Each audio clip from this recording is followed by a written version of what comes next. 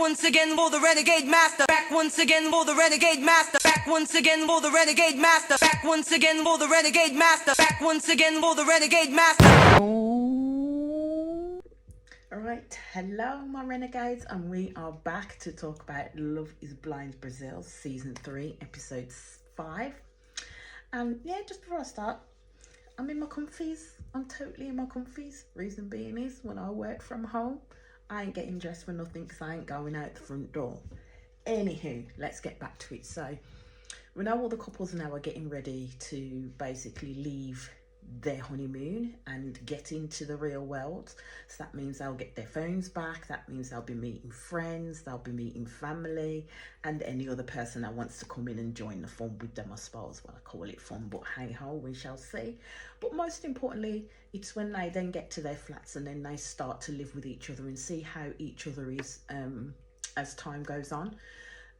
So at the beginning of this episode, they're like having a pool party and they're at the pool, and basically you see Val, Maria and Karen talking, and basically just talking a little bit about their experience in the pods, and talking about, like, you know, that you do get your listings in terms of people that you're interested in. And then Karen decides in her infinite wisdom to pipe up and say, well, and then you get your list of your first leftovers. Val did not like that comment one iota. Val didn't like that comment one iota. But as Karen pleads it as though she likes to rile, she likes to say things to rile Val up. But my thing is, to be fair, Karen, you were on that list of, you know, not to be picked at first. Do you know what I mean? You were on that second best list, because his first best list was Maria. You were kind of the third one down, I think he said, and he hadn't even spoken to you. And again, he hadn't even spoken to you until Italou came in the room singing your praises. Then he decided that he was going to talk to you. So kind of like, yeah, you may be riling him up, but also, are you telling a little bit of the truth in terms of how you feel? So like in the VC, when it cuts to Karen, she's talking about why she said what she said. And she says, well, I don't see myself as second best, because she had, you know, her pick of Italou first. And I said in my last video, I said to you, that's why she did what she did, because she had her bets hedged on Val. She wanted Valmir first, but she knew that she'd probably have to start chatting to other men, so then she could turn around and say, well, I had the pick of 2 people and these were people on my list, but Italou was first. Italou was not first. Make no mistake about it. Italou was not first on her list. Val was, at the end of the day. And now, I don't know if she's trying to make Val feel bad in the fact that, you know, he didn't pick her first and he picked Maria and he really wanted Maria, or she's actually seen that when them two interact, she can see that Val is very much interested in Maria. But Maria ain't interested in him. Maria is not interested in Val at all. So we kind of move up to the lads thinking that Hanan is a bit withdrawn at the party. You even get Daniel Safaras going that he believes that Agatha is controlling him, and that's not the case at all. From my view, from me watching it, I don't think that's the case at all, because I think it's a case of they were having fun in the pool, and Hanan stuck to Agatha at the end of the day. So Hanan was putting his interest into the woman that he's going to be potentially living with at the end of this. I mean, this is the last day on this island, so he's enjoying himself, and that's how he saw it. But I don't understand how they're seeing it as, oh, you know, it's Agatha controlling him. I don't think Hanan will allow someone to control him in that way. Well, you would hope he wouldn't. But from this episode, I don't think he would. So then it moves on to like Hanan and Agatha having a talk, and basically thinking that he I don't think he thinks that Val really likes Karen. He does think Val's kind of immature, but then Agatha goes on the other side of it and says, I don't understand why you're friends with someone like Val, because you're core values or anything don't mesh, so I don't understand how you can be friends with someone like Val, because then that will kind of in turn tar you with the same brush of how people think Val is. And I think Agatha's a bit wrong for that one, because I'm like, you can't literally pick and choose who this man has friends with, because at the end of the day, yes, there's some type of friendship connection there between Val, Daniel, Hainan, and even some of the other dudes as well, but more so with Val and Daniel. And my thing is he's not telling you that he don't like your friends and who you should pick, so you should not be doing the same to him. At the end of the day, yous have all been foisted into this experiment. Yous will all be sharing the same feelings on how you feel going through this experiment, so it's just natural that you just gravitate towards certain people. It doesn't mean that you're akin to how they think and feel at the end of the day, because you're an individual, but at the end of the day, that's who he's made friends with. So I think on that point, Agatha's just gonna have to deal with it. Yes, she don't like Valmir, and yes, she's probably been trying a little bit more with him because of Hainan, but actually don't then sit there and pick apart his friendship with Val, because at the end of the day, that's got nothing to do with you. But that's just me saying that, but yous like let me know what you think. But that's what I think. She shouldn't be picking apart his friendship with Val at the end of the day. Just because she don't mesh with Val doesn't mean that, you know, Hainan can't fucks with Val as well. Do you know what I mean? So then it turns around as well to Danny and Daniel talking, and Danny saying that she doesn't like Val, but at the end of the day, Danny's not saying that she's going to jump in and say, oh, well, why are you friends with him? Because at the end of the day, Daniel, I would see the difference between Hainan and Val is they just getting along and have a laugh. But with Daniel and Val, they kind of share the same kind of thoughts, as I've noticed, and in the way that they talk, they egg each other on. Well, Daniel more so eggs on Val. So yeah, I can see why them two are friends at the end of the day. Then Menandro and Maria, I might just start calling him Mana, because that's his nickname. And they're sitting outside, all romantic like, with their glass of wine and whatnot, having their little chat, saying that they're really into each other. And then they start talking about babies, and I'm like, well, damn, that's a little bit early. That's a little bit early to start talking about babies. Do you know what I mean? You ain't even met this man's family or friends yet, and you're there chatting about babies. And then, like, Menandro was saying, oh, well, if it happens tonight, it happens tonight. And Maria was then like, oh, come on, let's put the brakes on. We're not making no babies tonight. And I'm like, well, if you don't strap it up, then you will be making babies tonight. If you ain't strapping up and you ain't got no contraceptive, then you will be making babies tonight at the end of the day. So if you don't want that to happen, then one or the both of you need to be protecting yourselves from that, really, to be fair. So, and it goes on to Val and Karen, and Val basically always keeps declaring his love for Karen all the time. And I'm the type of person where I say, you don't have to hear the words I love you all the time to understand whether your partner loves you or not. My thing is, it's through actions. Actions speak louder than words at the end of the day. Don't keep giving me, I love you, I love you, I love you, I love you, I love you all the time, because it isn't going to fill me with so much flipping joy. It makes me feel nice sometimes when I want to hear the words, but then the other times I just want to see action at the end of the day. That's how I see it, and I think that's what Val is kind of doing. Yeah, you're saying you love her, but you're not necessarily showing the actions to say, you know what, it's not just me saying that I do love you, and this is how I'm going to show it to you. I said, but Karen's a hard person though, to be fair. The bits that I've seen of Karen, she's quite a hard person. And as time goes on, because I have, as I said, I'll be doing the other episodes as well, she is quite a harsh person. She's quite and annoying, slightly annoying, and that didn't come out in the pods. It's kind of starting to come out now, but it comes out more in the other episodes. So as again, they're all singing each other's praises. They're all like, you know, getting on, gelling, and as I always say, we'll see how long that lasts until they get into the real world. So now they move into their apartments. They're all entering their abodes and having a look around. And of course, Karen is already bloody complaining at Val about, don't put the suitcases on the bed, because you know you've wheeled the wheels across the airport and it's gone here, there, and everywhere, and it's other people's mucks, and you're putting it straight on the bed.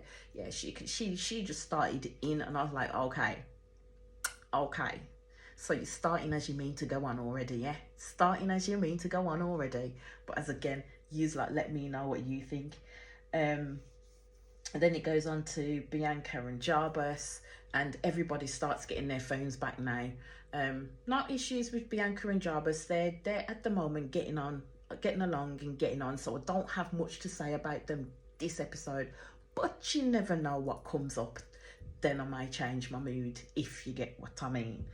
And you got Danny and Danielle, and Danny gets kind of pissed at Daniel because the man's lost his ring.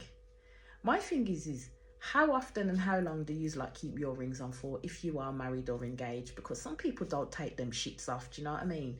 The only time they'll probably take it off is if there's a medical reason to take it off, your finger's swollen up and it has to come off for a while, or you're going to bed, and some people just take off their jewelry just to go to bed but put it back on. But he went in the shower, took his ring off, and then forgot about it. I think through the episodes he does get a ring back, but yes, he didn't have his ring on and she was not happy. But he did kind of apologise and she accepted his apology. And there you go, we start off as we mean to go on. So then it goes to Agatha and Hainan, and they get their phones back. Hainan's got 2 phones, and automatically, boom, Agatha's on it. Why you got 2 phones for? And I'm like, bloody hell. So he's got 2 phones. One's his personal, one's his work at the end of the day. So they're going through their phones. They're looking at each other's phones. Now me, myself, my phone is my privacy at the end of the day. And I know this is going to sound really bad, but I don't like people looking at my phone. It's say if I've been there and I ain't had my phone for a while and I'm looking at my sheets to see what's coming and what hasn't come in. It isn't that I'm being deceptive. It's just that it's my privacy. I don't need you to look at my phone and I don't need to look at your phone. But it's like straight away they just shared each other's phones. And then I think it was Agatha that found a music video of Hainan's, and it was quite raunchy, as in like the person who was singing, he was all over her, he was kissing her and stuff like that. And what Agatha doesn't know is what Hainan said is the person who did the video, they asked him to come along because he was dating them at the time. He was dating the person at the time, and that's why it's so raunchy. But he has not told Agatha that, and I don't think he is going to tell Agatha that. I kind of think he might have to at some point, because I have a feeling that shit is going to blow up in his face when she does find out, because I'm telling you, this woman is fiery. She says she's not jealous, but she does get jealous, and she does show it quite physically and verbally when she's jealous. But sometimes it's I think Hainan's thinking it's just not worth the headache right now. But as again, yous let me know what you think about that. So we go to Val and Karen, and they've got their phones back. They put them on, no issues except for the fact that Italu has followed Karen on one of her social medias and then messaged her, because they spoke Italian in the pods with each other, so she would know what he was saying. So automatically she tells Val straight away that, you know, he's messaged her and like that. And Val's just looking at her as if to say who, because it was a total Scooby-Doo moment for him, because he was like, am I supposed to be worried or not? I don't know why you're telling me, in that sense. And that's the thing. My thing would be is, why are you telling him as though it needed to create some drama? Because it didn't. At the end of the day, you and Italy spoke in the pods. All of you spoke in the flipping pods. So all of you kind of made friends with people in those pods. So if they start following you on social media and you follow them back, what's the problem? I don't understand what the problem is there. But if you can let me know if that's something that if you would have an issue with that, let me know. Me personally, I wouldn't have an issue with it at the end of the day, because you spoke to people, you made friends with people, you made connections with people. As long as you ain't doing fuck shit afterwards, they're not okay. But if they followed you and messaged and said hello, and you followed them back but didn't message them, fine, do what you're doing at the end of the day. And if you message and say hello, because at the end of the day, Italy knew Karen picked Val, Italy knows that. So I don't understand why she was kind of making a big hoo-ha out of it. Made no sense to me. So Bianca then meets Jarvis's mum and sister, and that meeting, they went on well.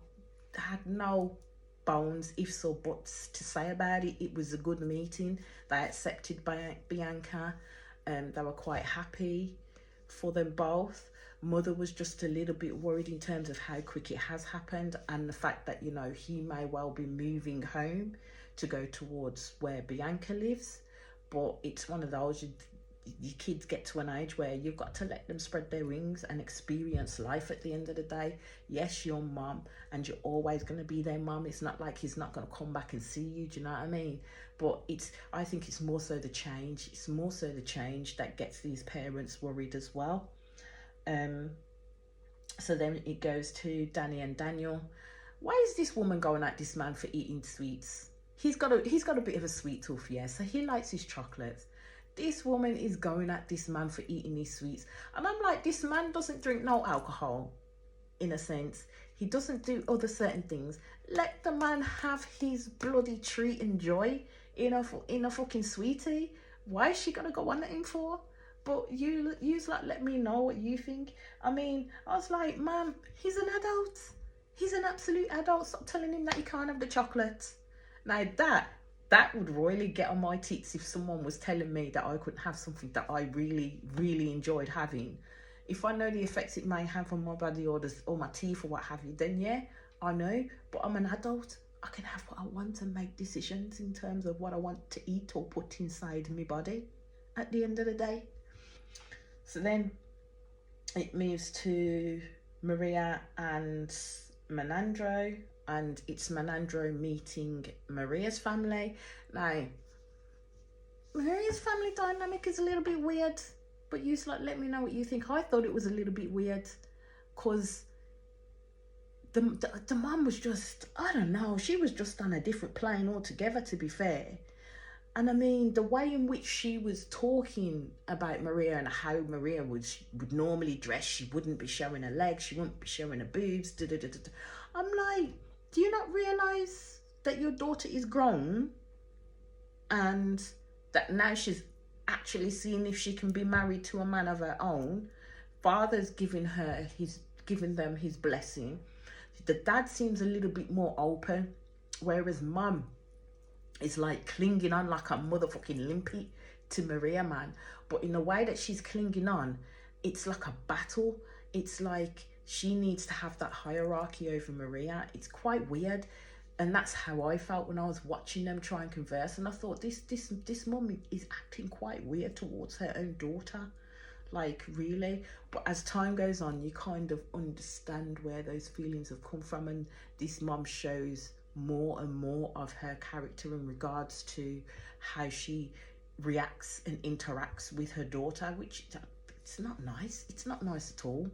I don't think it's nice, and you can see that it stresses Maria out something rotten. So you go to Daddy and Daniel, and they did the jig at last. They did it. Round of a bloody applause. They did it at last, and Daniel is hella happy. He got his digs in. He got it in because I think they moved the mattress from the bedroom into the living room, and where there's no cameras really there. Well, there is kind of cameras there, but I think when it comes to moving from the honeymoon to the flats, they don't have the cameras going like they did at the honeymoon in that regard. They don't have the cameras going, so we don't literally go into their bedrooms, or they don't show that stuff in that regard. So yeah, they got their licks in, and Daniel's very happy and Danny's very happy because they are sexually compatible. I think Daniel's probably a bit worried about that, but at the end of the day, he needed to make sure he gave Danny space and time in which to get comfortable, is what I'm saying. And yes, he was complaining that he wasn't getting none in on the honeymoon, but at the end of the day, when you said you wanted it between you and your wife, that's what Danny was doing. She weren't ready to splay out on no camera for nobody. and that's what he needed to understand. Hainan and Agatha, and they've gone to Hainan's home.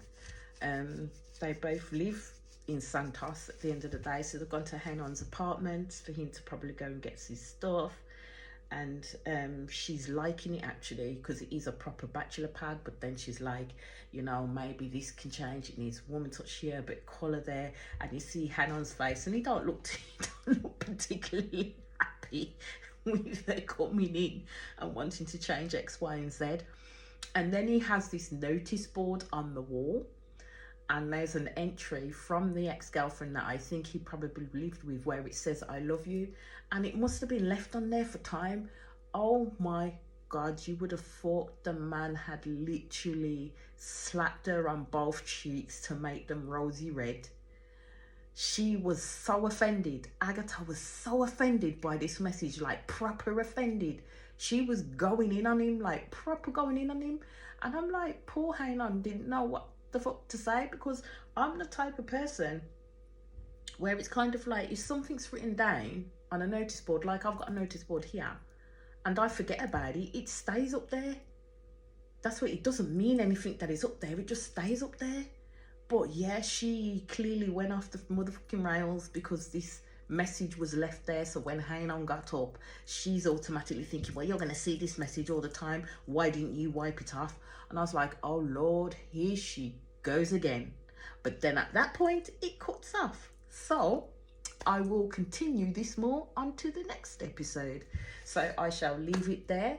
As again, thank you for joining me, my renegades. And always, please subscribe, hit that notification button, like, share, comment, do what you do. And I'll speak to you all soon. Peace out.